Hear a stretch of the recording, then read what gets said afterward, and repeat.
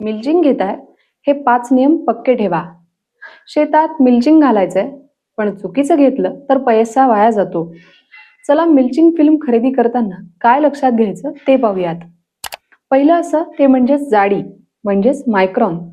कमीत कमी 25 मायक्रॉनची फिल्म घ्या, त्यामुळे ती फाटत नाही. दुसरं असं ते म्हणजेच रंग. पांढऱ्या किंवा तपकिरी की काळ्या, सोनसळी, उन्हाचं प्रमाण बघून निवडा.